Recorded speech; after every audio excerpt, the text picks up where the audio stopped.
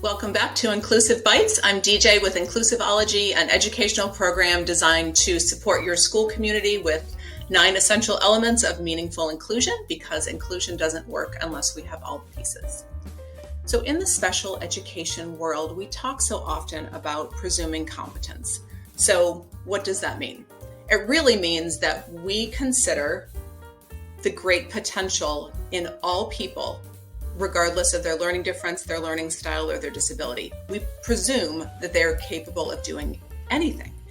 But we haven't always lived in a time or a place where people think like that. So when I was growing up as a child in the 70s, I grew up a couple of towns over from one of the local state institutions. So at this state institution, people were housed, and I use that word on purpose. This institution housed people that didn't fit the traditional mold of society.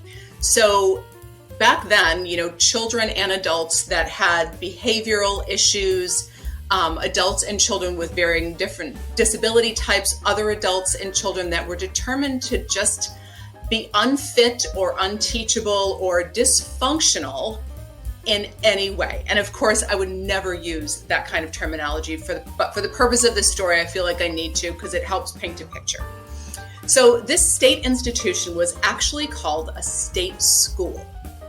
So if you look up in Merriam-Webster's dictionary, the definition of a school is an organization that provides instruction or an establishment that offers specialized instruction. So in this case, that name is an absolute misnomer because there was nothing school related about this institution. Nothing.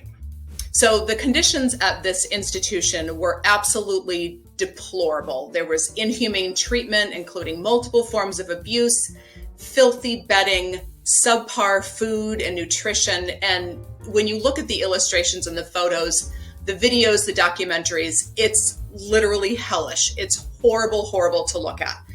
But amongst all of this gross lack of humanity that was happening in this institution, believe it or not, there was a shining magical moment.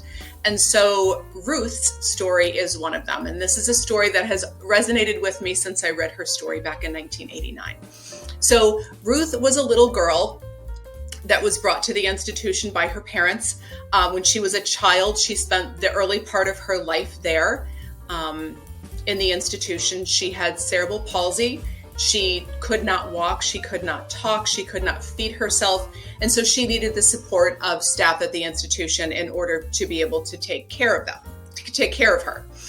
So, she couldn't comb her own hair. She had no means of doing really anything for herself. And physical therapy, occupational therapy, speech and language services were not available on a regular basis. So there was really no one really to kind of take care of her and move her toward a place of independence, except for one nurse who just happened to notice her eye movements. So until this nurse noticed her eye movements, Ruth essentially lived in a shell of isolation. So this nurse noticed that when she had something to say in answering a question in the affirmative, Ruth would raise her eyes to say yes.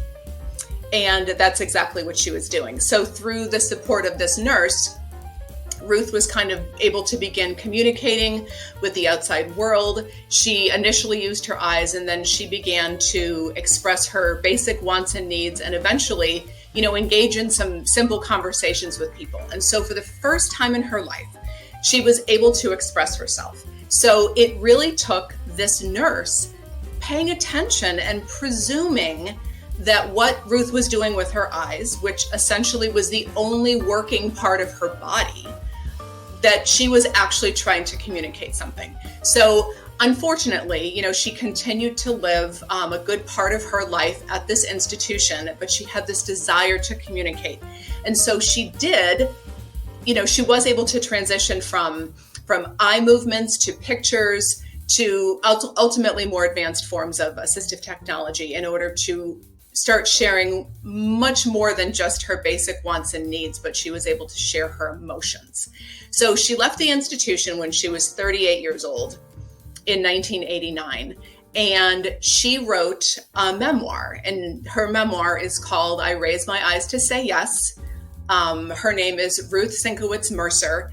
She was just one of my heroes. I read her book when I was in college, and what I'm sharing here really is just a very, very small piece of her life. And she turned this horrible existence that she had in the institution into something beautiful. She married, she worked with another gentleman to co-author her book, and she became a really staunch advocate for people with disabilities and disability rights. So unfortunately, Ruth passed away in 1998 when she was 47. But I think my purpose in telling this relatively long story is that it only takes one person.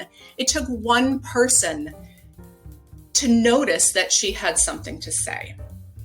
And while she continued to live in the institution, when she moved out of the institution, she had this beautiful, magically full life, and she was able to share her story. So Ruth Sinkowitz Mercer is her name. Her book is I Raise My Eyes to Say Yes.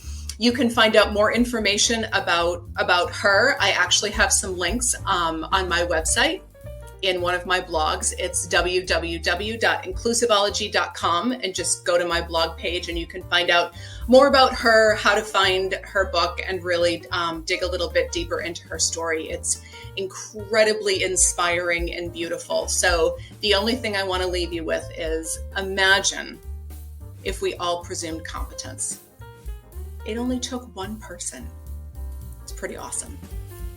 So anyways, that's today's little tidbit of Inclusive Bites, and I will see you next time. Bye-bye.